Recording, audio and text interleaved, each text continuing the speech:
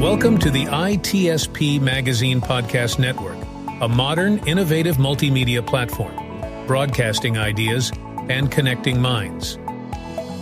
Every company has a story to tell, from the small startup to the large enterprise, and everything in between. This is one of them. We hope you enjoy this brand story conversation.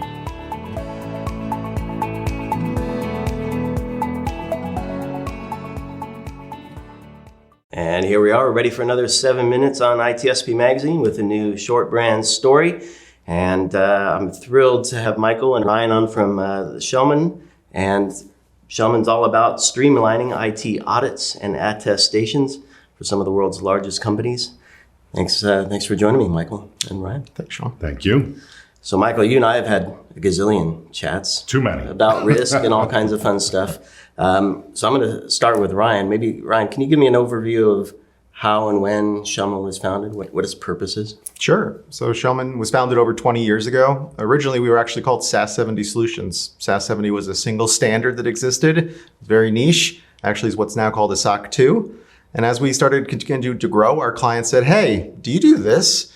And we said, no, we don't do that. We just do this. But eventually we said, you know what? Our clients really like working with us. We should probably look into it. And so as we grew, we started adding more things that just helped to support our clients in whatever needs they had in the compliance space. And speaking of working with clients, what's it like having an engagement with Schellman? Kind of the workflow or the process, Michael? Oh, Ryan, I'll let you start, okay. And then I'll... Sure. So I think planning is key with any of our engagements, especially on clients that are doing multiple audits, right? Road mapping is so important to figure out how do we fit all of this into 1 year without, making everybody feel the audit fatigue that everyone talks about, right? So starting with the planning of road mapping it out and then starting early, making sure that everyone feels comfortable about what all the steps are, what the dates are, having meetings early. Working with us is the ability to not feel like you are having an auditor just be dumped in to do the audit and then extracted back out. We're with you the whole way. We're holding your hand. We're making sure you understand the process and that you feel comfortable. Yeah, I would add on to that, Sean. What we're focused on is compliance is the outcome, security is the mission. Right? So everything that we do to help organizations consolidate their assessments, their audits, their attestations is really focused on improving their cybersecurity programs, but ultimately getting them the compliance needs that they have from a business perspective. What are some signs of fatigue? I mean, there's the physical part of it, but are there signs in the program that might surface? Yeah. I'll let you start. Right? Sure. So it mostly deals with when our clients, the compliance group that we're dealing with on the client end, they have to go out to all these business folks and they have to ask them, hey, I need this piece of evidence. If they go to them multiple times a year, it starts, every time you go back, it's a louder responsive, oh, not again. The grumbling gets louder. You get less buy-in. And when you have less buy-in on these compliance programs, it's hard to show to people that there's a significance to it, right? It's hard to show to them that this is worth you doing. Yeah, and I would add on to that, when you think about all the requests around documentation and evidence that organizations need to produce in support of an assessment or an attestation, oftentimes that will sit with their assessors or their auditors for weeks, if not months. By the time they pick it up, they realize, well, that doesn't satisfy the request. So one of the things that we've done is we've implemented something called FTR, first time resolution, which is every time we get a piece of evidence, we look at it immediately in order to resolve any issues that may exist. And we actually track that from a metric perspective, and organizations are able to report on that at the board level. And speaking of board, do you get to work with a lot of boards to create the culture, right? I'll start there. Oftentimes we present alongside our stakeholders from a management perspective with the board to help them understand why is transparency and trust relative to cybersecurity important for that organization. And I think we've all seen with the number of adverse events that have happened, the pressure is really on for organizations to ensure they have good cybersecurity posture.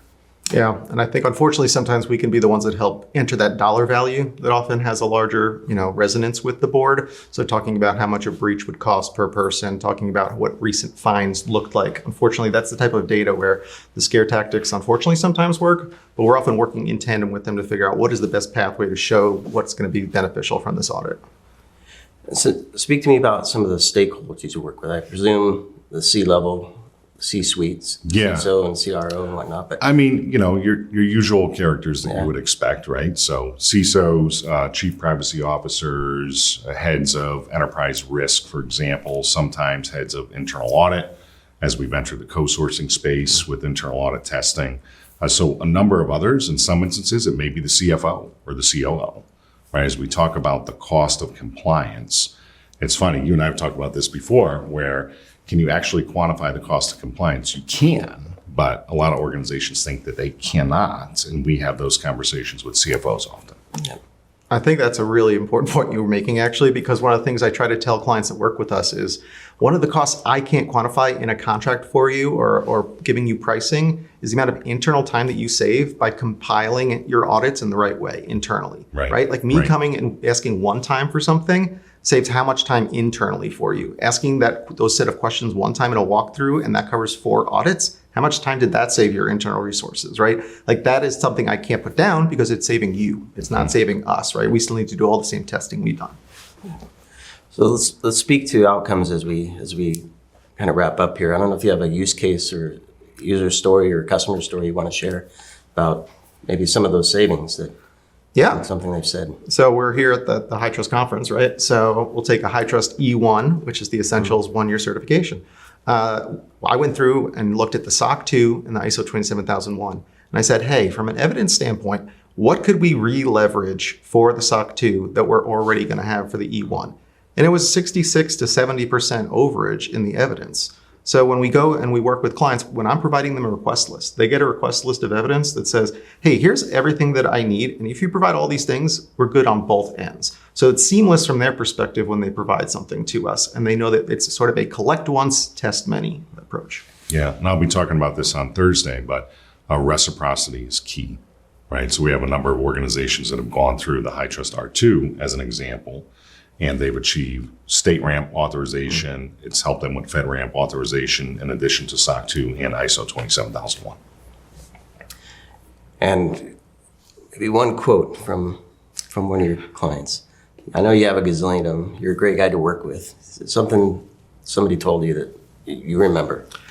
I was really scared that I was making the wrong decision going with you guys. And I can't imagine not having gone with you. I didn't know who Schellman was until I met you. There you go. There you go. That's fantastic. And that's 7 minutes here on ITSP Magazine. Thank you, Michael. Thank you. Thank you.